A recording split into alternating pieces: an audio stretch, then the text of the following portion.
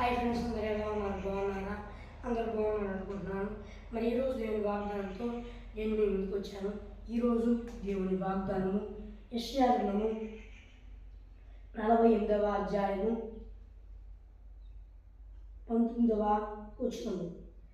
నీ సంతానము ఇసుక వలె విస్తారమైనది. విషయాలు మరి ఇక్కడ చూసుకున్నట్లయితే మరి దేవుని వాగ్దానంలో మరి దేవుడు ఒక వాగ్దానం అందిస్తున్నాడు.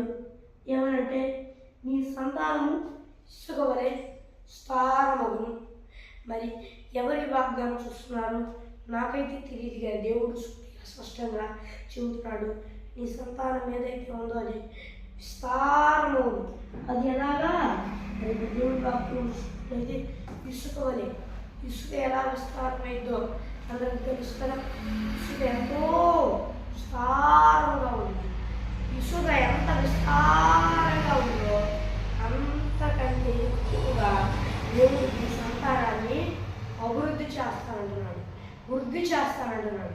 ఎవరు దిగులు చెందవాలండి, అయ్యో రేపటి ఫ్యూచర్ ఏంటి అని ఫ్యూచర్ గురించి బాధపడవాకండి. ఈ సంతానాన్ని దేవుడు ఇసుక వలె విస్తారం చేస్తానంటున్నాడు, అభివృద్ధి చేస్తానంటున్నాడు. అయితే ఆయన మాట వినాలి, ఆయన ఇష్టానుసారంగా అని. అప్పుడు మీరు ప్రతి దేవుడు తప్పకుండా ప్రోత్సహిస్తాడు. మేము బ్రతికితే సరిపోయింది, మా కుమారులు బ్రతకపోతే మా కుమారులు బ్రతకపోయినా పర్వాలేదులే అని అనుకుంటారు చాలామంది. మరి దేవుడు ఎందుకు ఈ మాట సెలవిస్తున్నాడు అంటే, మరి నీ సంతానాన్ని ఇసుకోవలే అభివృద్ధి చేస్తాను. అయితే దాన్ని కుమారులు కూడా నేర్పు నాకు ఇష్టానుసారంగా బ్రతకడం, అప్పుడు ఇంకా అభివృద్ధి చెందింది. అయితే నువ్వు ఒక్కడవే నాకు ఇష్టానుసారంగా బ్రతికితే అది కొంతవరకు అభివృద్ధి చెందింది, కొంతకాలం వరకే అభివృద్ధి చెందింది. ఆ తరువాత కూడా ఉన్న ఇంకా అభివృద్ధి చెందదు. వారు పాపం చేస్తూ ఉంటే ఈ సంతానపు వారు అయినను వారి మీద నా కటాక్షం ఉండిద్ది. అయితే నువ్వు వాళ్ళకి నేర్పాలి నా యందు భయభక్తులు కలిగి ఉండడం. అయితే దేవుడు సెలవిస్తున్నాడు ఇప్పుడు ఏమనంటే, సంతానం ఏదైతే ఉందో ఆ సంతానాన్ని నేను వృద్ధి చేస్తా, భయపడవాక, దిగులు పడకము, నేను నీ దేవుడినై ఉన్నాను, భయపడకము, నీవు నా చేతుల్లో ఉన్నావు, నేను సర్వశక్తి కలిగిన దేవుడినై ఉన్నాను, యెహోవాకు అసాధ్యమైనది ఏదైనా ఉన్నదా అని ఆయన సూటిగా చెప్తున్నాడు అనమాట. మరి భయపడవాకండి, తన అరచేతుల మీద మిమ్మల్ని చెక్కుకొని ఉన్నాడు. దిగులు చెందవాకండి, ఆయన హస్తాలలో మీరున్నారు.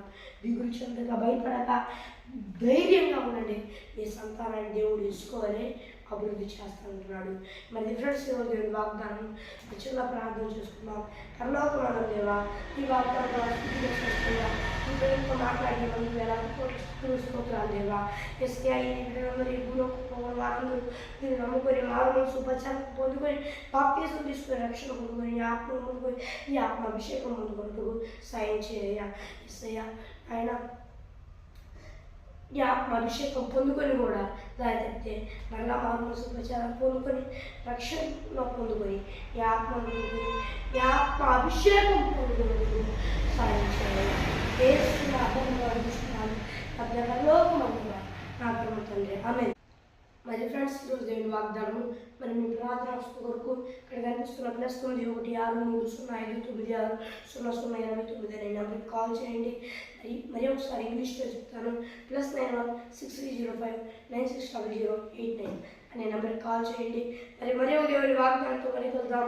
అందరూ దేవుని కృపాశీస్సులు అందరికీ తోడేయండి, నడిపించుగాక. ఆమేన్. Praise the lord.